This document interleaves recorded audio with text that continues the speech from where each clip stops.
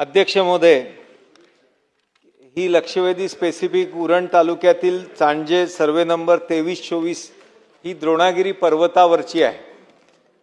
वनमंत्री आमच्या भागातले आहेत, दादांना पूर्ण द्रोणागिरी नोड ज्या याच्यात चाललं ज्याच्यामध्ये रामायणापासून या द्रोणागिरी पर्वताचा उल्लेख आहे आणि त्या द्रोणागिरी डोंगरावर 190 मीटर उंचीवर असलेली ही जागा आहे।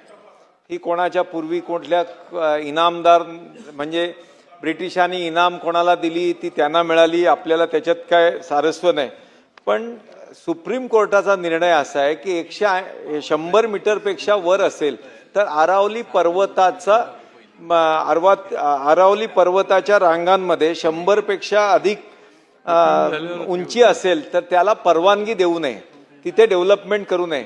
या डोंगराचा डोंगर हा आमच्या त्या परिसरातील उरण परिसरातील सर्व लोकांच्या जिवाळ्याच्या अस्मितेचा आणि एक श्रद्धेचा भाग आहे। त्याच्यामुळे या इथेही आपण दादा तुम्हाला ही पूर्ण परिस्थिती माहिती आहे, त्याच्यामुळे माझी याच्यात एकच स्पेसिफिक मागणी आहे की आयडेंटिफाई फॉरेस्ट, म्हणजे वर फॉरेस्ट आहे, तुम्हालाही माहिती आहे डोंगर काय आहे।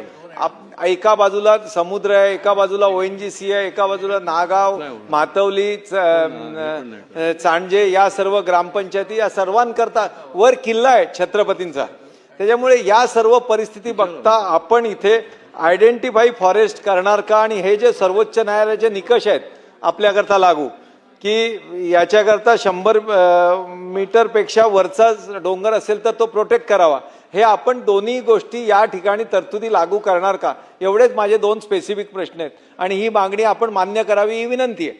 अध्यक्ष महोदय, सन्माननीय सदस्य महेश बादली यांनी सांगितलेली वस्तुस्थिती आहे की द्रोणागिरी पर्वत हा रामायणाशी जुळलेले त्यांच्या लोकांच्या भावना आहेत आणि सगळ्यांच्याच भावना आहेत।